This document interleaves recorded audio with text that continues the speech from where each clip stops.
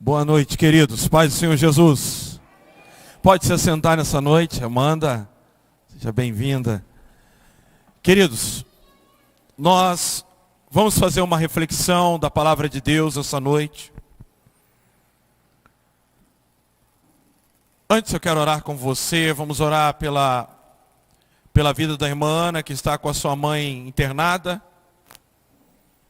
na UTI. Hoje eu ainda falava eu não sabia do estado, o Roberto falava comigo que a irmã Ana tem tido um cuidado dobrado com a sua mãe. E é tão interessante, irmãos, o destino, né? Não falo isso por depreciação, jamais, com muito cuidado.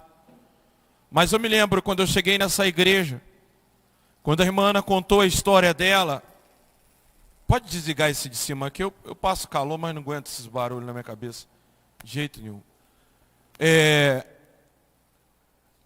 Quando ela tinha 9 anos de idade, a sua mãe foi embora de casa e deixou ela com as suas irmãs. E ela teve que sair dando às suas irmãs para as pessoas cuidarem. E ela precisou ir para uma casa de família e trabalhar desde pequena para se sustentar, e Deus deu muita graça à vida dela. Casou com o seu Pedro, conseguiu conquistar seus imóveis, conseguiu dar moradia para os seus filhos, e hoje ela cuida dessa mãe que a deixou aos 9 anos de idade. Está tendo um cuidado com a mãe. Isso é incrível, isso é muito forte, isso é muito poderoso. Porque filho é filho. Nós vemos história de mães que dão a vida pelos seus filhos, mas vemos também filhos que cuidam dos seus pais até o fim. Eu quero ser breve nessa noite. Vocês estão me vendo com o rosto bem queimado de sol. Com a graça de Deus, eu e a Fernanda estamos conseguindo fazer algum trabalho lá em casa. Nós vendemos o carro, nós estamos sem carro. Optamos por fazer isso. Sempre, a gente nunca está preso a bem nenhum. Era um ótimo carro, um bom carro, mas estava tirando a nossa paz o fato de que adianta ter um bom carro e não poder receber pessoas bem, a casa está desorganizada. E quando eu preguei aqui na campanha de 12 dias de clamor, que eu falei que Deus queria nos dar um lar e que nós tínhamos que expulsar o inimigo, às vezes, sempre quando eu quero receber pessoas lá em casa, Fernanda tem um tipo de constrangimento devido a gente não ter lugar para organizar as roupas e as coisas. E quando eu preguei na campanha sobre o inimigo no lar, eu disse: eu preciso arrumar minha casa, eu preciso ajeitar, porque é um lugar onde pessoas precisam ir, pessoas precisam estar e são bem-vindas quando estão lá, mas estava gerando um certo incômodo.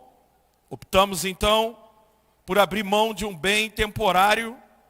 Carro não é investimento, todos sabem a despesa que dá, mas você investir no seu lar, na sua casa, sim. E se Deus quiser, nós demos aí uma graça de Deus, que o Samuel e a Alexa está indo para o treinamento agora dia 1º, vai deixar o carro com a gente, e usaremos nesse tempo necessário, cuidaremos desse bem, enquanto eles estiverem ali, até comprarmos um outro. Mas agora a gente está trabalhando lá. Dei também a graça de Deus de pegar o Roberto de férias. Está trabalhando lá, me ajudando, por isso que ele está aí também. E o Gui também está dando uma força. Queridos, a mensagem que eu vou ministrar nessa noite não é desconhecida de vocês. Por isso que você vai ter que ter uma atenção redobrada, porque o que eu vou pregar é algo que vocês já ouviram, mas eu acho que é o que vocês mais ouviram eu falar e eu insisti nessa igreja. Já me viram colocar devocional no grupo da ETL várias vezes. Mas eu não queria que você tirasse o foco, porque algo vai ser diferente nessa noite, dentro dessa mensagem. Eu usarei parte dela. Nós estávamos no Gêmeos Getsemane, em Porto, terça-feira. Tem dado bastante pessoas ali, os familiares do Cleiton. E Deus tem usado o lar da Maiara e do Cleito para nós trabalharmos com almas ali.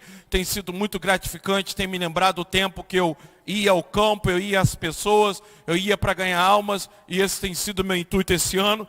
Então eu quero continuar no tema que vocês já ouviram domingo, a necessidade de evangelizar. Curve sua cabeça. Pai, em poucos instantes, quero levar os teus filhos a refletir sobre o que vamos falar nessa noite. E pedir a tua graça e direção sobre essa igreja, que tem uma grande responsabilidade, Senhor. Não só com Pirassununga, com Santa Fé, com Cleiton Malamã, mas com São Paulo, como nós iremos, o mês que vem, participar de uma ceia regional da nossa Samaria e até os confins da terra.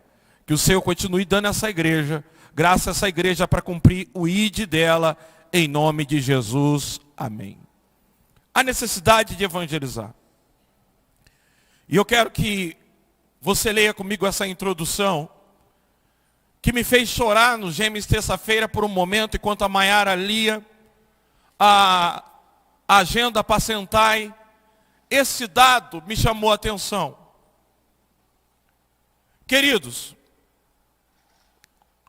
nós precisamos entender que é muito bom realmente sentir o poder de Deus. Eu sou defensor que na igreja as pessoas rodem no poder de Deus, elas tenham visões, elas tenham profecia, revelação. Eu sou defensor disso. Só que eu começo a perceber que na igreja de Atos isso trouxe um problema. As pessoas esqueceram que o poder de Deus vem com um objetivo. Nos faz rodar, sim, eu não nego isso, eu já rodei muito e me rodo, e se eu sentir a presença de Deus, eu sapateio, eu pulo, é algo muito gostoso. Porém, nós precisamos entender, pastor Joel, tem hora que eu estranhava isso. Quando eu comecei a frequentar o Mandaqui, eu achava muito estranho, porque às vezes ele trazia uma mensagem forte, ele começava a orar com a igreja no simpósio, ele fez isso muitas vezes, começava a orar e a igreja estava num fogo tremendo, de repente ele cortava aquilo para falar de oferta. Mas cortava de um jeito que ele dizia, peraí, o poder de Deus está bom, mas coloca a mão no bolso agora. Eu ficava assim, meu Deus, por que não deixou continuar? Mas aí eu vim aprendendo, eu vim vendo como a gente tende a se perder ou perder o foco de ser igreja. Uma igreja que não é comprometida com uma missão, uma igreja que não tem um ideal, uma igreja que não tem uma visão, que não sabe para onde está indo. Uma igreja que existe só para fazer culto e rodar no reteté, eu acredito que ela está fora da realidade. Tudo isso é válido. Mas é duro a realidade de você ler uma lista de membros com 105 membros e 42 dizimistas. É duro quando você olha para aquele dado, presta bem atenção nisso. Todos os cristãos do mundo ganham anualmente cerca de 42 trilhões de dólares. Ofertam apenas 2% disso para a causa de Cristo na terra. Fonte, nossa agenda Apacentai 2022. Você consegue entender? Quando fala oferta, estão falando de contribuição para o funcionamento da igreja. E desses 2%, se você ler na agenda, dos 2%, imagina que de 2% dê aí 7 milhões. De 7 milhões, 6% é investido em missões. Então, aquilo reduz muito os 2%. Dentro desses 2%, tá? Eu vou resumir isso bem para vocês. Imagine que a igreja arrecadasse 100 mil reais, ou seja, todos os cristãos dessa igreja ganhassem por mês 100 mil reais, e dos 100 mil reais, toda a oferta deles daria 5 mil para a igreja, e dos 5 mil que a igreja usaria para se manter, para pagar a sua luz, ela enviaria 100 reais para missões. Então é muito assim, duro. O Cleiton e a Maiara, para vir aqui, tem dinheiro investido para mim ir para o Gemes, em Porto Ferreira. Terça-feira foi colocado R$50 de combustível e pedágio. Isso no mês tem. Agora, os cristãos, eles andam o dia inteiro de carro, para lá e para cá, para a casa da mãe, para a casa do pai, para a casa do amigo, fofoca o dia inteiro. Agora, para pregar o evangelho, eles fazem cálculo. Combustível é calculado.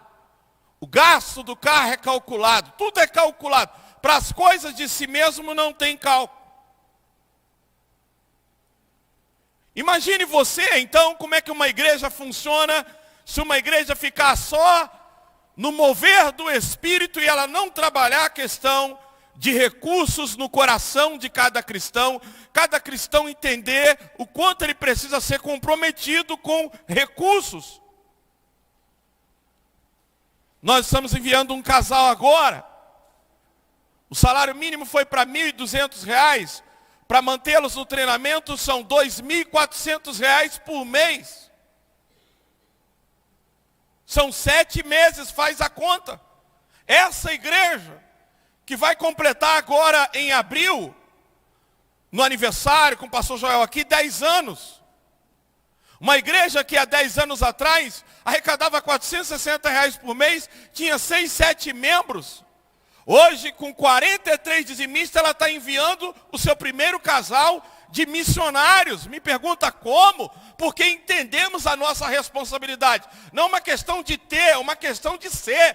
Ser igreja é ser comprometida com missões. Não tem como ser igreja se não ser missionária.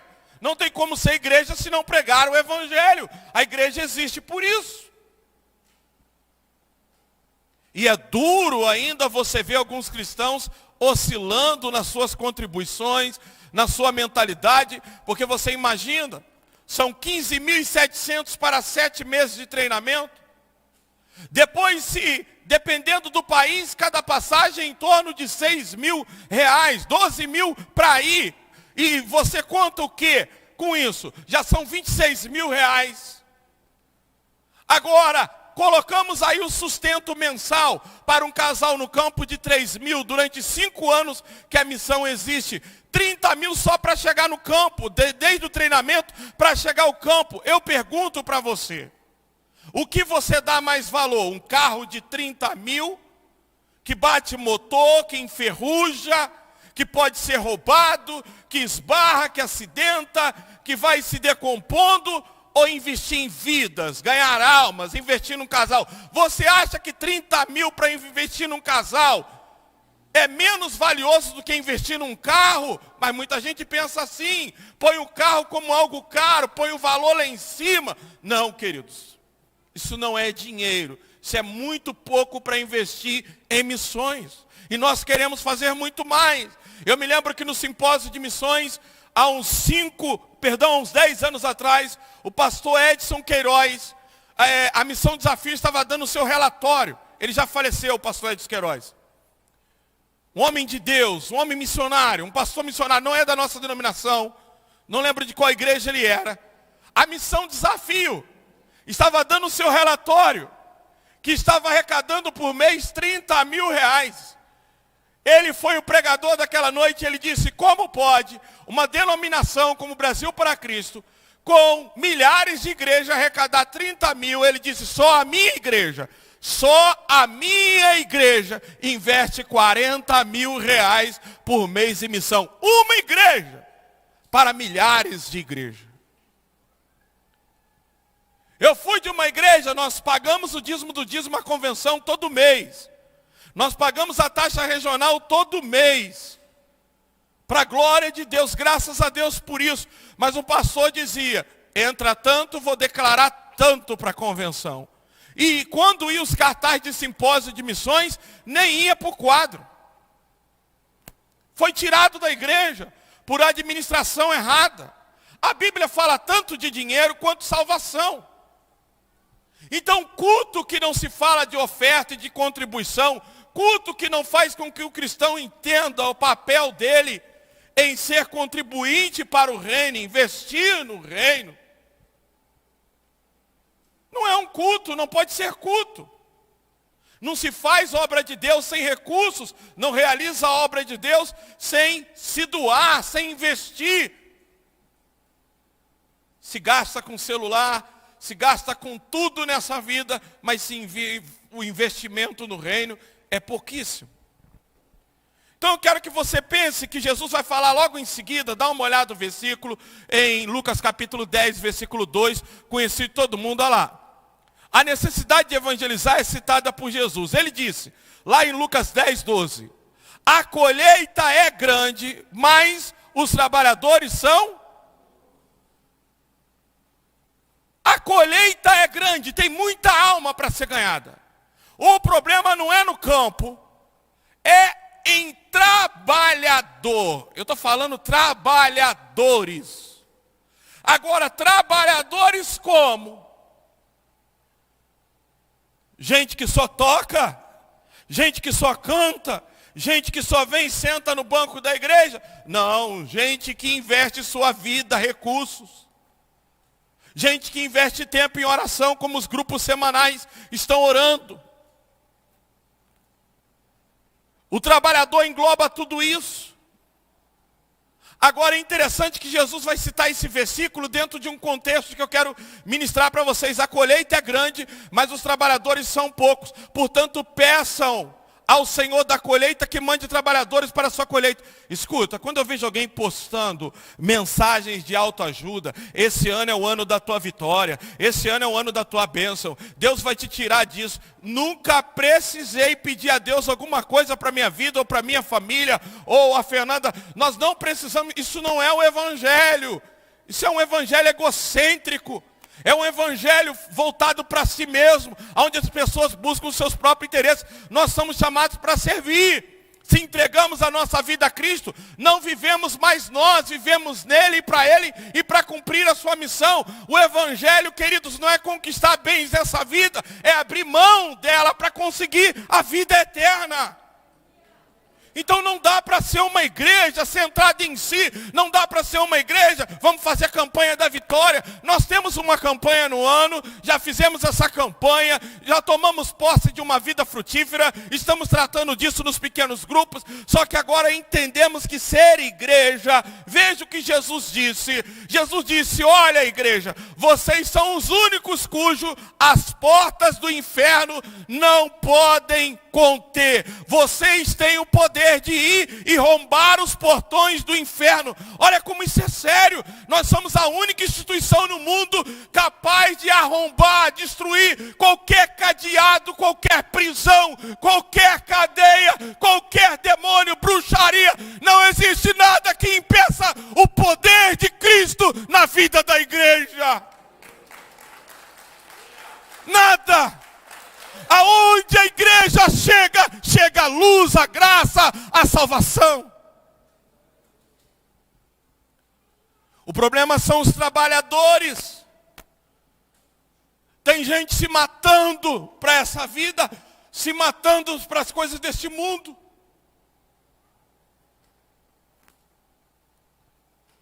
Vivendo para essa vida. Então, antes disso, em Lucas 9, ali é o capítulo 10, o versículo 1 vai nos dizer, depois disso, por quê? Porque Jesus vai falar de 3 tipos de cristãos que tem dentro da igreja, não é gente do mundo não. Estou falando 3 tipos de cristão dentro da igreja, que não serve para fazer a obra dele. Na verdade, se tornam obstáculos. Pode colocar o slide, por favor.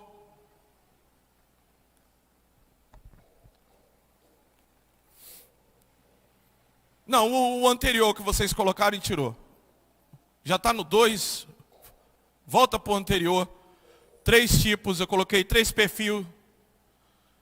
Antes de citar essa passagem, ele aborda 3 perfis de cristãos, muito comum, que dificultaria a propagação do evangelho. Olha o primeiro perfil. O primeiro perfil está em Lucas, no capítulo 9, do versículo 57 ao 58. Ele é o decidido mais precipitado. Olha o que Jesus disse. Quando andavam pelo caminho, um homem lhe disse: eu te seguirei por onde quer que fores. Jesus respondeu: as raposas têm as suas tocas, e as aves do céu têm os seus ninhos, mas o filho do homem não tem onde repousar a cabeça. O que Jesus estava falando é que aquele homem que estava querendo seguir não estava calculando o preço. Não estava calculando as dificuldades. Muita gente, quando fala em seguir a Jesus, eu vejo a minha história se repetindo agora em Alex e Samuel.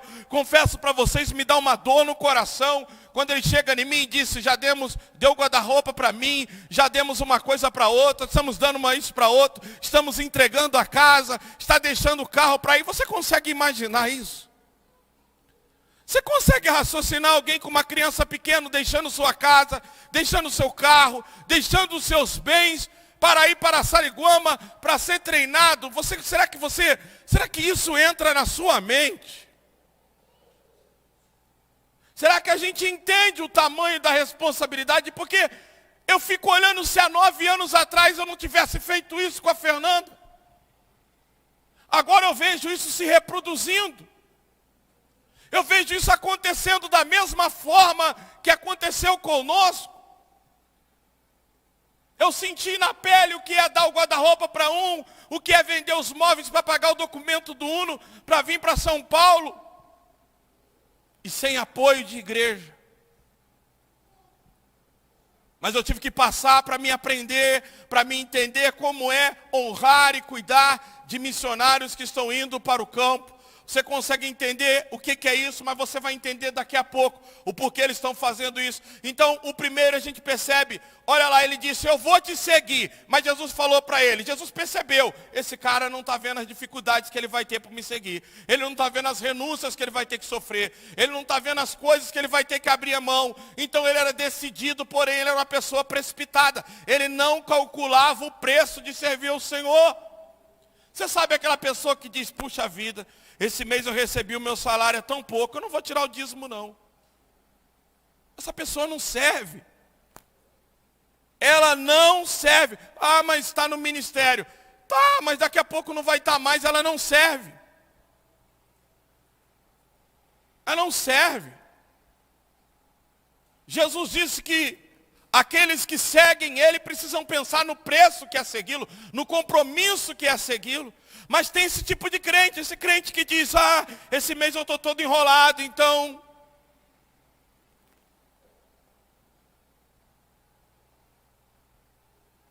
Nós temos maridos, agora eu vou falar isso. Eu vou falar porque a cultura da igreja não é a cultura do mundo. Nós não vivemos um feminismo. Dentro da igreja, não. Mas eu não entendo quando o esposo é crente, a mulher é crente, o marido dizima, a mulher não dizima. Esse homem está sem autoridade no seu lar, ou ele não tem temor de Deus como deveria ter? A gente está vendo, queridos, que o mundo está com falta de homem. Eu já estava pensando nisso, que Débora foi uma mulher que teve que encorajar Baraque a ser homem. O rapaz, faz seu papel de homem, porque senão a honra vai ficar comigo. E Débora foi, e a gente está vivendo isso hoje. E por falta de homens, a gente está tendo mulheres que estão tendo que assumir posições que não eram para assumir. Agora olhamos ali e vamos ver que ele era decidido, porém Jesus sabia que ele ia vir os custos, ia vir as dificuldades, ele ia começar a fazer cálculo, ele ia parar. Então, pessoas que fazem cálculos para servir a Deus, pessoas que não estão todas entregues, não servem para o reino, não pode ser trabalhador do reino. Nós temos que estar dispostos, sabe por quê? Daqui a pouco você vai ver, eu só estou dando uma introdução. Então nós temos aí o primeiro, que é o decidido, mas é o precipitado. Por quê? Porque vem os custos, aí ele começa a pensar: ah, teria que abrir mão disso, ah, mas tem isso, ah, mas tem aquilo. E ele desiste. Ele quer frequentar uma igreja que não mexe no bolso dele. Ele quer frequentar uma igreja que termina sempre na unção, mas não fala com ele do compromisso, não confronta o caráter dele. E aí como é que fica o reino de Deus? Dentro dessa estatística. O segundo, Ele é o chamado, porém omisso. Olha lá, esse Jesus disse, siga-me. Mas o homem respondeu, Senhor, deixa-me primeiro sepultar o meu pai. Jesus disse, deixa que os mortos sepultem os seus próprios mortos. Você, porém, vá e proclame o reino de Deus. Esse sabia do seu chamado. E esse sabia para que foi chamado. Escute o que eu vou te dizer. No Gêmeos, terça-feira, o irmão do Cleiton, ele fez uma pergunta. Eu disse que nós precisamos servir a Deus e ele me perguntou, pastor, como se serve a Deus? Eu disse, primeiro você precisa aceitar Cristo como seu Salvador. Primeiro você precisa receber o dom da graça de Deus. Segundo Hebreus 10, 25 diz que você tem que participar de uma igreja, você precisa congregar, você precisa fazer parte de um corpo. Terceiro, a sua função vai ser descoberta uma vez que você comece a congregar. Porém, você já está servindo a Deus vindo nesses Gêmeos. Você já está fazendo isso sem saber, porque hoje, e ele falou, tem que sair daqui buscar a minha esposa e alguém que eu deixei em algum lugar, porque ele teve que tirar algum compromisso para estar ali. Agora, pasme você, muita gente sabe o seu chamado e para que foi chamado, e mesmo assim está se omitindo no reino de Deus. Não é falta de saber e não é falta de entender o para quê, mas mesmo assim não faz. O terceiro. Eu não coloquei o terceiro perfil, vocês que pularam aí. Tem o terceiro. Sim. Ele é o decidido, agora esse é o que mais tem na igreja. Esse aqui, eu quero dizer para você que é o que mais tem. É o que mais a gente vai encontrar. Ele é o decidido, porém condicionado. Observa que nenhum dos três negam. Nenhum dos três vai dizer não. Nenhum. Todos eles estão dizendo, eu vou fazer. Mas olha o terceiro, é o que mais tem na igreja. Ainda outro disse, vou te seguir-te, Senhor. Mas deixa-me, repita comigo, primeiro. Deixa-me primeiro voltar. Deixa-me primeiro voltar e despedir da minha família. Jesus respondeu, ninguém que põe a mão no arado e olha para trás é apto para entrar no reino de Deus. Esse aqui é o que a gente mais vê na igreja. Aqui na igreja tem. Senhor, eu até sei que na igreja está precisando de mais. Deixa eu primeiro namorar, deixa eu primeiro casar, deixa eu primeiro fazer a faculdade, deixa eu primeiro fazer minha formatura, deixa eu primeiro acabar minha casa, deixa eu primeiro comprar o meu carro, deixa eu pagar a parcela disso e daquilo. Ele sempre tem uma condição. Isso, às vezes o jovem faz isso, né? O jovem disse, não, eu sou muito novo, eu tenho que aproveitar a primeira vida. Uma mãe um dia proibiu o filho, disse, não, você não vai batizar. Ele queria se batizar. Ela disse, eu estou falando coisa que eu vivi. Não, você está muito novo, você tem que aproveitar a vida. Porque parece que ser crente, querido, é só para quem está doente, com câncer, com AIDS, drogado, viciado, com problema no casamento. Não dá para vir com saúde, com alegria, com força, com vigor, com graça e entregar o melhor para Ele. Ensinamos isso para as pessoas. Que igreja sim, Deus aceita, pelo amor de Deus. Não pense que eu não estou dizendo que Deus não aceita, porque Ele me recebeu desse jeito, Ele nos recebe. Eu estou dizendo que o pensamento que se tem é que deixa eu ir para Ele quando não restar mais saída, quando não tiver mais solução. Mas não faça isso. Eu tenho um arrependimento tremendo de ter me convertido aos 18 anos. E ter passado 18 anos no mundo. Como eu me arrependo disso. E eu me gabava de ter ido para bar e para balada, de ter bebido. Então, o que nós temos, não, eu vou servir, mas deixa primeiro.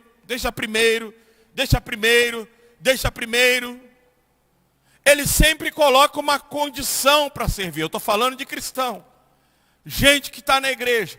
Agora, deixa eu te falar de uma coisa. Dentro desse comportamento, eu separei 3 coisas que nos auto-enganam. Olha lá, existem 3 coisas que anestesia a mente dos cristãos, fazendo com que eles permaneçam inativos. Está no texto. 3 coisas, olha a primeira. Chamar Jesus de Senhor, quando Jesus não é Senhor. Jesus não é nosso Senhor por título. Ele é nosso Senhor quando Ele é o nosso dono. A palavra Senhor na Bíblia quer dizer Senhor de um escravo. Sabe qual é o nosso erro? O nosso erro é não entender que Jesus Ele nos comprou com o seu sangue. Que Ele tirou o fardo pesado, mas Ele colocou o seu jugo sobre nós. O jugo dele é suave. E agora Ele se tornou o meu dono, porque Ele me comprou. Então agora Jesus, Ele é o meu Senhor. Ele é dono da minha casa, dono do meu carro, do meu pagamento, dono da minha família, dos meus filhos. Ele é dono de tudo. Eu não tenho nada, tudo é dele. Então agora, o que nós aprendemos é chamar Jesus de Senhor, porque aprendemos isso no louvor. Porque aprendemos a respeitar Ele, virou um título, não. Ele mesmo nos adverte que esse seria um engano. Ele diz, isso vai ser um engano, sabe por quê? Olha lá o que ele diz. Nem todo que me diz Senhor, Senhor, entrará no reino dos céus, mas aquele que faz a vontade do meu Pai que está nos céus. Mateus 7:21. Porque isso virou um auto-engano. É o meu Senhor. Eu perguntei no Gêmeos terça-feira, quantos aqui creem em Jesus? E muitos levantaram as mãos. Aliás, todos. E eu falei, vocês creem em Jesus? Creem. E eu disse, quantos de vocês já se batizaram em nome do Pai, do Filho e do Espírito Santo? Quantos de vocês frequentam uma igreja? Porque muitos ali estão desigrejados e desviados. Frequentam uma igreja, tem comunhão no corpo de Cristo, é membro do corpo. Não levantaram a mão. Quantos de vocês tomam a ceia do Senhor? Não levantaram a mão. E eu disse, vocês não creem em Jesus? Porque em João 7:38 diz que temos que crer nele como diz as Escrituras, não como a gente pensa ou imagina, segundo a Bíblia declara. Então vocês não creem em nada. Ele disse nem todo, porque isso vai virar um engano. Só porque eu venho para a igreja eu falo Senhor, eu choro, eu canto nos louvores, ou eu digo Ele é o meu Senhor por título. Mas quando Ele é Senhor, eu não fico assim esse mês. O pagamento está pouco, então não dá para tirar o que é dele. Olha esse carro está me tirando a minha paz. Esse carro está levando tudo. Eu estou deixando de servir a Deus melhor por causa desse bem. E eu não abro mão de nada. Eu sempre estou enrolado, embaraçado com as coisas dessa vida. Eu só o chamo de Senhor. Porque se Ele fosse Senhor, Ele estava em primazia. Tudo era em primeiro lugar para Ele. Então dizer que Ele é o Senhor, Senhor, eu vou te seguir, mas deixa-me primeiro. Todos três chamaram Ele de Senhor. Isso vai ser uma coisa terrível na vida de muito crente. Dizer que Ele é o Senhor, mas na prática Ele não é Senhor de nada. Porque se Ele é o Senhor, Ele é o dono de tudo. Ele é o dono dos meus filhos, Ele é o dono da minha casa, Ele é o dono do carro, Ele é o dono do dinheiro, do pagamento, Ele é o dono de tudo.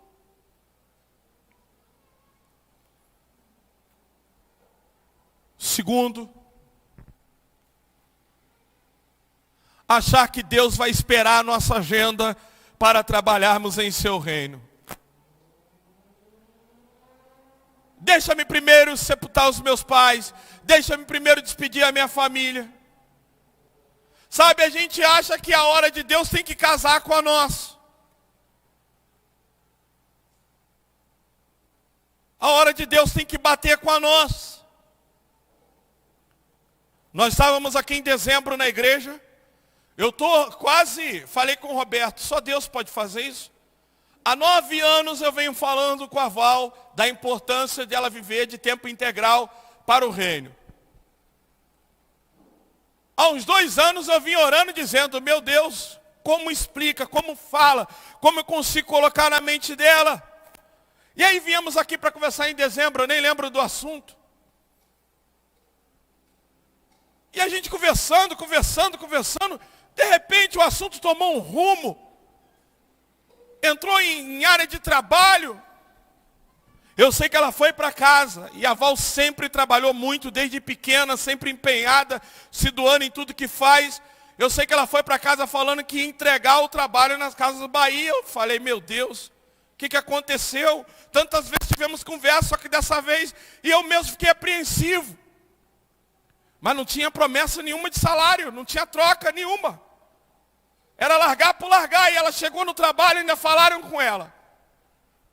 Olha, fica aqui até janeiro que a gente te manda embora e acerta tudo com você. Você recebe todos os seus direitos. Fizeram uma proposta dela ser chefe numa loja de Leme.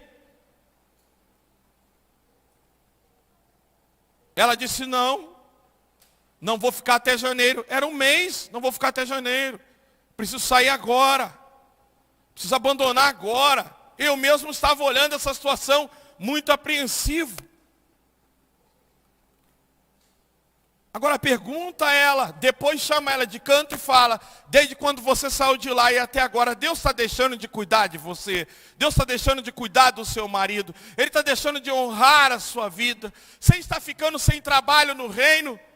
Pergunta se ela está sem, pergunta se tem trabalho na igreja para fazer. Conversa com ela e pergunta se tem trabalho na igreja. Sabe por que não tem?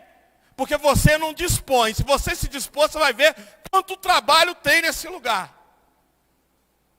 Quer começar com um?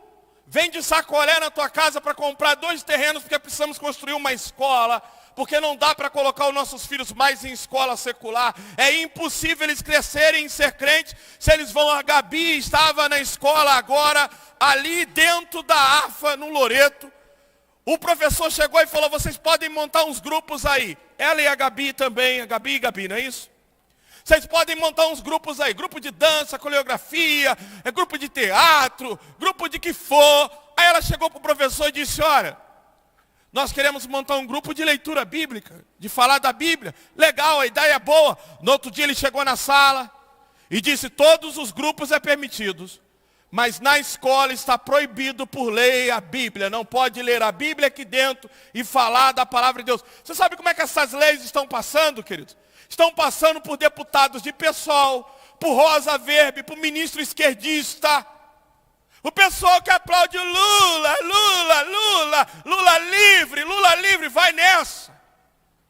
Não pode mais a Bíblia na escola, aqui dentro da AFA, da Aeronáutica. É proibido esse livro entrar nas escolas. E eu, quando eu estudava, sabe o que tinha? Minha melhor professora era de ensino religioso. Nós tínhamos uma matéria de educação religiosa. O diabo está tomando. Agora o Isaías precisou colocar a Sara no Seduc. O ano que vem eu vou precisar fazer a mesma coisa com Josué. Porque é impossível hoje você criar filhos crentes em escolas seculares. Não pode a Bíblia. Pode tudo, hein? Pode todo grupinho dentro da escola. Mas não pode um grupinho para ler a Bíblia. Você consegue ver onde nós já estamos? Você consegue entender? Depois do Covid, irmãos, eu fiquei com uma sequela no olho. Mas já vai passar, se Deus quiser. Se não passar, esse olho também é passageiro, é temporário. Depois eu recebo um novo. Então, o grande problema é nós acharmos que Deus vai esperar a nossa agenda. O mundo tem se preparado para o anticristo.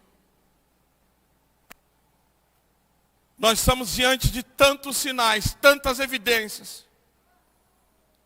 E uma igreja dormindo e pessoas cochilando. Deus chamou eles disseram, deixa eu primeiro fazer isso. Quando Deus te chamar, esteja pronto a abandonar o que está fazendo e obedecê-lo. Terceiro, agora eu vou precisar olhar para cá. Se auto-enganar com o fato de sentir desejo. Aqui agora eu preciso dar um destaque isso aqui, olha só. Quando obedecer não é preciso desejar. Mateus 21, olha, o que acham? Havia um homem que tinha 2 filhos.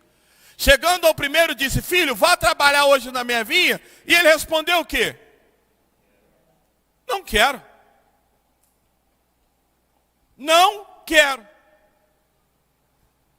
Mas depois mudou de ideia e foi. O pai chegou, outro filho, disse a mesma coisa e ele respondeu, sim senhor, mas não foi. Pode olhar aqui, os três dizendo, Senhor, eu vou te seguir. Em nenhum momento eles disseram, não vamos. Esse é um dos maiores enganos para o cristão. É ele dizer, eu sinto, eu vou fazer, a hora vai chegar, eu tenho desejo, eu tenho desejo, eu tenho desejo. Seu desejo não serve para nada. Desejar não muda nada. Muitas pessoas são enganadas pelo fato delas dizerem que Deus é o Senhor, delas terem algumas prioridades que elas acham que é importante na vida delas cuidar primeiro, para depois cuidar da obra de Deus. E aí nós vamos ver que muitos se sentem bem porque têm desejo. Ah, eu tenho vontade. Ah, eu tenho muita vontade. Ah, só Deus sabe. Ainda fala, Deus conhece o meu coração. Deus conhece o meu coração. Claro que Deus conhece o seu coração. Muito. Deus conhece o seu coração muito. Ele é enganoso. O fato de você desejar não vai te levar a lugar nenhum. É obedecê-lo. É colocar em prática. É fazer o que ele manda. Tem gente que deseja e acha que porque deseja vai mudar alguma coisa. Não. Último slide, se eu não me engano. Hoje eu quero orar com vocês, porque Jesus nos manda orar. Ele disse, a seara é grande, mas os trabalhadores são poucos. O que nós temos hoje é uma multidão vindo para a igreja querendo bênção. Querendo saber se o casamento vai ficar bom. Querendo saber se vai ter o emprego. Querendo saber se vai ficar curado de uma doença. O que temos hoje é muita gente assim. Mas pessoas que se dispõem ao trabalho. Pessoas realmente que se tornam comprometidas. Comprometidas com o grupo de intercessão. Comprometidas com os grupos pequenos. Agora não é só de frequentar um grupo pequeno, tem que convidar a pessoa para o grupo pequeno, tem que levar a pessoa para o grupo pequeno, não pode ser uma panelinha, tem que ser um lugar de frutificação. O líder tem que desejar almas, vidas sendo transformadas naquele lugar. Nós precisamos orar para termos pessoas que entendam que ser membro de uma igreja não é só pegar uma carteirinha, cantar louvor, mas ser comprometido com recursos. Com a própria vida. Você chama Jesus de Senhor porque para você é um título? Ou porque Ele é dono da sua vida? Eu quero que você fique de pé nesse momento. Põe o playback para mim, que com letra ninguém explica a Deus. Tem tempo que eu não canto esse playback, eu não sei se eu vou conseguir acertar, mas eu estou com desejo de cantar esse louvor. E eu quero orar nessa noite e levantar um clamor com você, para que haja mais trabalhadores. Eu quero que essa igreja tenha pessoas vivendo de tempo integral, trabalhando, vivendo para o reino. Eu sempre tive um sonho de me tornar um construtor e contratar muita gente para trabalhar. Mas um dia na porta da igreja no Rio de Janeiro, o irmão Zé Paulo, um irmão muito simples, muito tranquilo para falar, fala muito pouco. Estava falando com ele dos meus planos e ele me disse, irmão André, eu acho que o que Deus quer da sua vida é que você cuide de uma igreja. E hoje, eu quero, se Deus assim permitir, separar o maior número de pessoas possíveis para viver por reino de Deus. Para servir ao Senhor. Que Deus levante. Eu tive um sonho tempos atrás, que eu estava aqui dentro da igreja e eu falava, aqui é uma escola de missionários, já temos 10 no campo. Louvado seja Deus por isso, que o Senhor nos conceda essa graça de enviar missionários e missionários e missionários e ir às nações.